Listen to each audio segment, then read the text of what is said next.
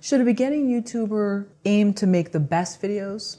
You know, there's so many to quote compete with, and it's very intimidating. Or try another approach?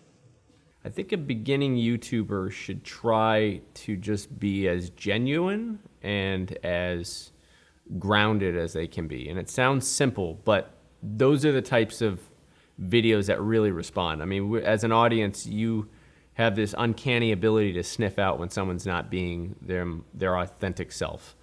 And one of the things that I always really appreciate was when someone was authentic enough to show us a glimpse of their life, the good stuff, but also like the not so good stuff, right? To be on the same level as us, so that you leave feeling like, wow, I actually know that person. Like, I've been there, I've experienced those things. I think that's actually a trait. It's something you have to work on.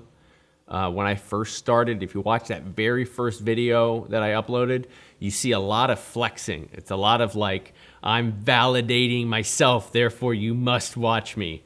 And I can't tell, like, that makes me cringe now, because it should just be the work or the message or whatever it is that you're trying to convey. That is the validation, right? Like, what you're trying to teach is validating. If it's good, it'll validate. You don't have to be like, oh, look at all these accolades I have, and this is why I'm worthy of your time. None of that shit. It's just the body of work should be enough to validate. So if you compare like my later videos, you definitely see a change of me trying to implement more of like the grounded approach of like no more flexing. Instead, I do a reverse flex, which is like, this is what I'm really terrible at, you know what I mean? And really like show the cracks, show the flaws. I'm really into that right now. So, well, I think you grow into the work too. Like maybe, and I'm just speaking for myself, but you kind of have a different reason when you started than when you start continuing, because it's not an easy thing. So usually that first reason doesn't work anymore. Yeah, I mean, there's definitely something that's trying to be satiated with doing the YouTube videos. I mean, I recently left my CNBC job, so now I'm doing YouTube full time, but I still seem to be putting out just as many videos, so it's kind of weird.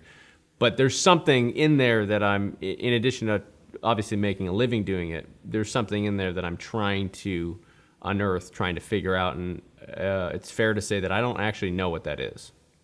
It's something though. Maybe one day I will know, maybe I won't know, I don't know.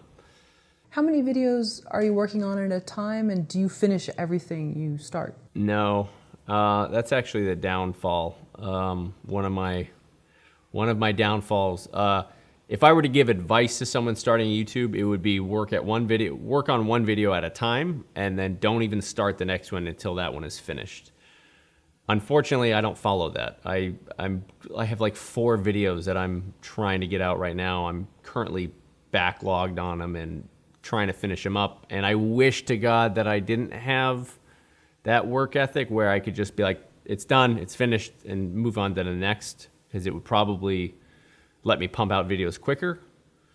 But each one is just as important. So it makes it harder. I think if I do start to switch over to one video at a time, you will see more videos on a consistent basis. But there are a ton of videos that I've shot that simply have not seen the light of day, and too much time has passed now that I don't feel like they're worth my time to pursue to finish, because they're no longer relevant, or it's too much time has gone by. Kind of a downer topic for me. Well, I think that's common for a lot of artists to start things and kind of leave them I hope here. so. Writers I hope it's not just me. Yeah, I think writers. Feels like a man on an island, you know.